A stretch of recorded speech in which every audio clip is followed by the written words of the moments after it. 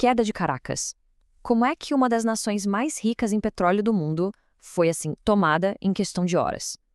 Bora mergulhar nos bastidores da invasão da Venezuela em 2026 para a gente entender o que de fato aconteceu e por quê. Tudo começou num único dia, 3 de janeiro de 2026. Uma data que, sozinha, pegou o mundo inteiro de surpresa e, olha, redesenhou o mapa do poder nas Américas para sempre. O mundo acordou diferente. Essa frase, que saiu nos primeiros relatos daquele dia, captura perfeitamente o choque global. De um momento para o outro, simplesmente nada mais era como antes. Vamos entender o que houve. Então, o que exatamente aconteceu naquelas primeiras horas que foram tão caóticas para causar um impacto desse tamanho? O nome oficial da missão era Operação Resolução Absoluta, e foi exatamente isso, uma ação militar, incisiva, executada com uma velocidade impressionante e com um alvo muito, mas muito específico. E os resultados foram imediatos e, assim, avassaladores. Em questão de horas, o presidente Nicolás Maduro já estava sob custódia. Essa foi a primeira ação militar americana dessa magnitude na região em décadas, mais de 30 anos. A velocidade e a escala da operação pegaram todo mundo de surpresa. Até mesmo os analistas mais experientes. Ninguém esperava. Mas como é que a gente chegou nesse ponto? Uma operação desse tamanho não acontece do nada, né? Vamos voltar um pouquinho no tempo para entender todo o contexto que acabou levando à invasão. Olhando para essa linha do tempo, dá para ver uma escalada de tensões muito clara nos meses anteriores. A retórica ficou bem mais dura, um bloqueio naval foi imposto e, por fim, a recompensa pela captura de Maduro foi aumentada e muito, um sinal claríssimo das intenções americanas.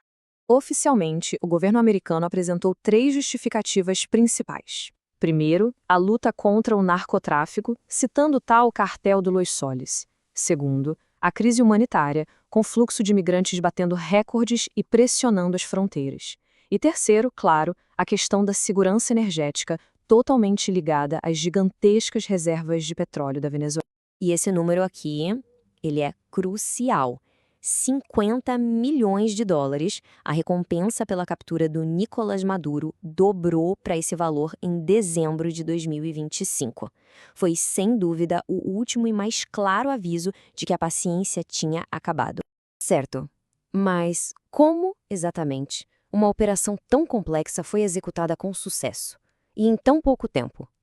Vamos agora para os detalhes táticos. A operação foi um exemplo de coordenação militar de cinema. Um pouco depois das 2 da manhã, ataques aéreos de precisão simplesmente neutralizaram as defesas de Caracas. Ao mesmo tempo, as tropas de elite conhecidas como Night Stalkers já estavam sendo infiltradas na cidade.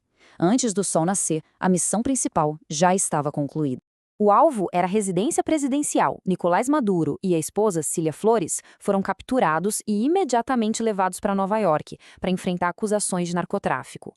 Foi uma demonstração de velocidade e precisão que, basicamente, desmantelou o núcleo do poder em pouquíssimas horas. E é aqui que surge uma das grandes perguntas de todo esse evento.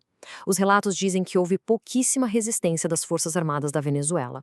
Quase nada. Isso levanta muitas suspeitas, né? O que aconteceu? Foi resultado de traição interna? Ou será que algum tipo de acordo secreto foi feito antes da invasão? É um mistério que ainda paira sobre tudo isso. Bem, com a queda de Maduro, a Venezuela e, na verdade, toda a América do Sul entraram num território completamente novo, cheio de incertezas. Vamos analisar o que pode vir a seguir. No lugar do antigo regime, o que surge é uma nova realidade, uma administração provisória, formada por uma parceria inédita entre os Estados Unidos e uma coalizão da oposição venezuelana. É uma estrutura de poder completamente nova para o país. Os objetivos declarados para essa fase de transição são basicamente 2, como a gente vê aqui. Primeiro, estabilizar a governança do país.